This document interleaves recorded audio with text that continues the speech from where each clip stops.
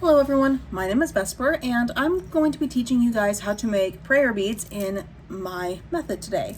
Now these prayer beads are rather small and so I consider them more travel prayer beads, something that you can just stick in your pocket and have with you at all times. I know that most prayer beads come in like a necklace size or even a bracelet size. These are a little bit smaller than a bracelet size, so they're much easier to hide if you are not out in the open as a pagan or a witch. But I do like to theme my prayer beads around different holidays and different months. So for example, I am making prayer beads this month for the month of February. Today is February 1st. And I'm also making prayer beads for the Roman holiday of Lupercalia as well as Valentine's Day. So I'm going to be showing you how to make the prayer beads in the method that I use. So first, let's go over the materials I'll be using. I'm going to be using this wire, which is 26 gauge copper wire in a silver color so it will not tarnish. I'm going to be using glass beads, as well as these little pentacle charms for the ends of the beads. And then I also have these smaller glass beads here that I am going to be using in between the bigger beads. Now let me grab one of the prayer beads and I'll explain to you what style I am using. So as you can see here, we have the big beads here, and I messed these beads up. These beads are not a good example because I messed those up. These beads, however, are a good example. So as you can see here, we have 13 of the big beads. 1, 2, 3, 4, 5, 6, 7, 8, 9, 10, 11, 12, 13. And you might be wondering, why 13 beads? So on the left and the right side, we have 1, 2, 3, 4, 5, 6 each. Each one on either side represents one of the 12 months. And then the bead in the middle at the top represents the year as a whole. And then the 3 smaller beads in between each of the big beads represents the stages of life: birth, living, and death. So that is what I use for my beads, and that is how I style my beads. So I'm going to go ahead, I'm going to show you what I do. So first I need to get some wire out.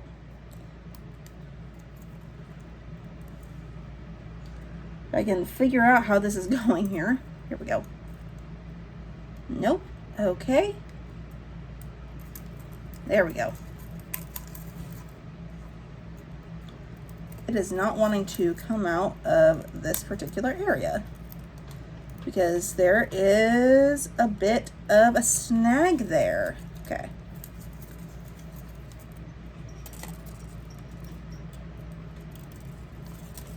All right. And I think about this much should do. This is quite a bit, but I always go quite a bit longer than what I need. So that way I know I have enough wire. So the way that I was doing it originally is I was actually taking my beads and putting them on backwards, which was to start with the charm and then do all the big beads and then do all the small beads in between, but that just wasn't working and it didn't look very good. So instead, what we are going to do is I'm going to show you how I do my beads now. So now for the small beads, the colors that I'm going to be using are these 3 colors here. I'm going to be using a dark red, a pearlescent, and a white. So we're going to start by putting on one of the big beads. And I'm not going to speed up this video in case there are people who do want to follow along in making the beads. So I do have some heart glass beads here, and I have 6 of the heart glass beads and then 7 of the bigger round glass beads. The reason why is because, again, we have 13 of the big beads. So if we have 7 of the big glass beads, we'll start and end with the big glass beads. Okay, so start with this one bead, and now we're going to start taking our smaller beads. And we're going to start stringing them in. Red, pearl, and white. Oh, I dropped it. Red, pearl, and white. So you do not have to do the colors in this order. In fact, you don't even have to use the colors that I am using. These are just the colors that I am using because I am making Lupercalia and Valentine's Day beads. All right, and now we're going to flip the wire over and we're going to put another red, another pearl, and another white onto the wire. And now we're going to take our little heart beads, or I'm going to take my little heart beads, and I'm going to put one on each. Now, if you have the wire but you don't have glass beads like I do, that's fine. You can use whatever you have on hand, whether that be clay beads or whether that be clay or acrylic or plastic. You can use whatever you have on hand, whatever you need to use. But for this particular method, I am using the wire, and the method I'm showing you is particularly for the 26 gauge wire method. Oh, this video is a mess. I am rambling. Oh well.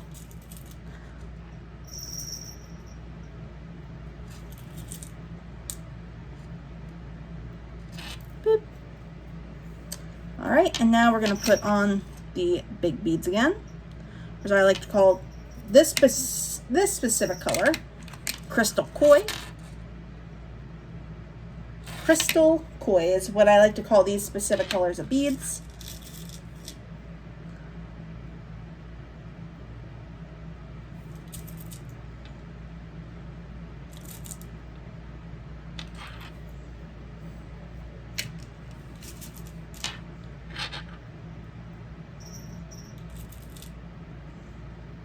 Two, three,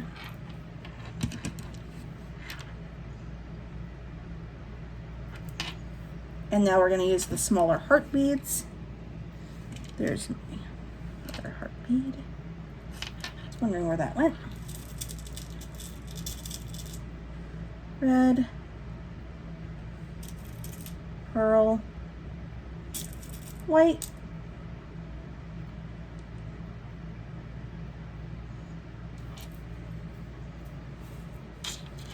and then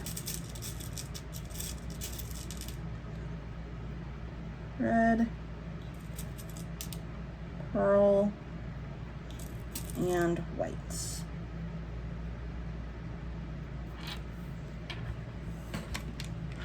Crystal Koi beads.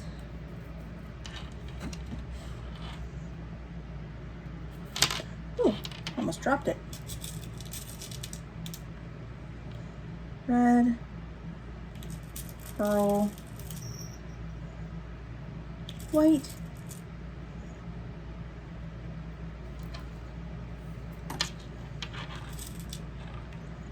red,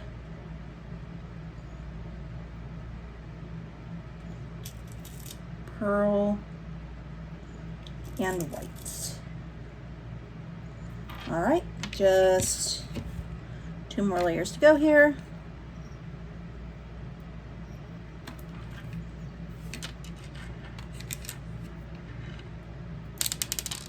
Oh, how did you do that? How did you do that? I thought I had you on the wire.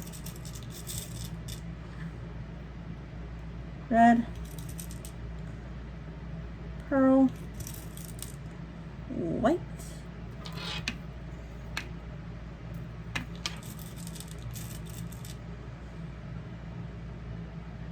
red, pearl, and white.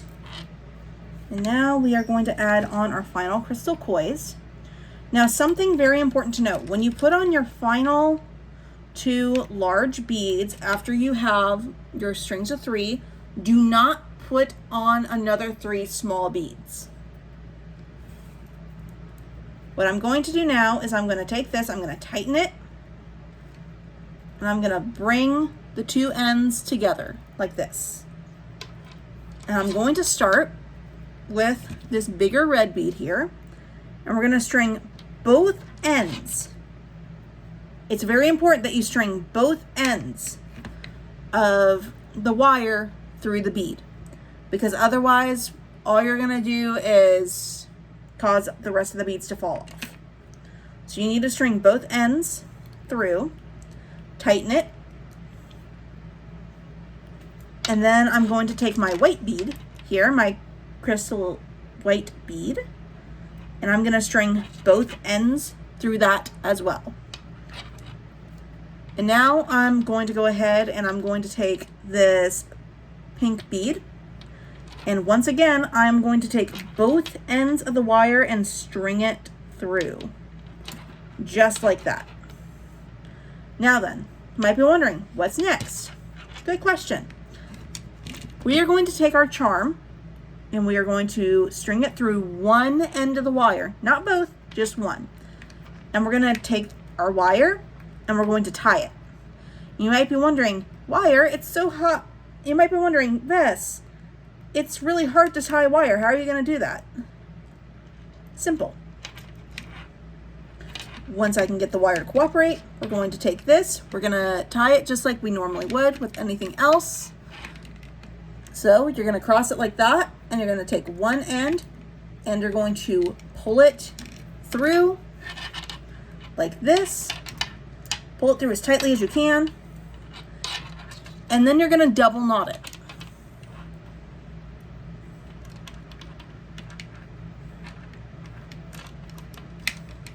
It might be a bit difficult to double knot, but you will get it.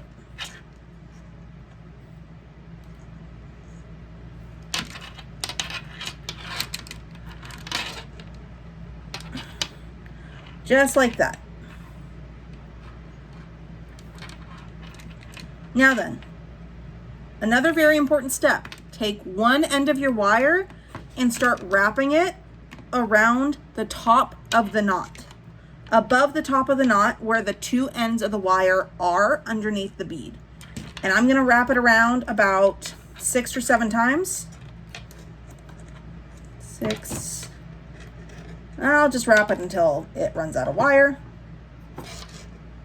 because it's short enough.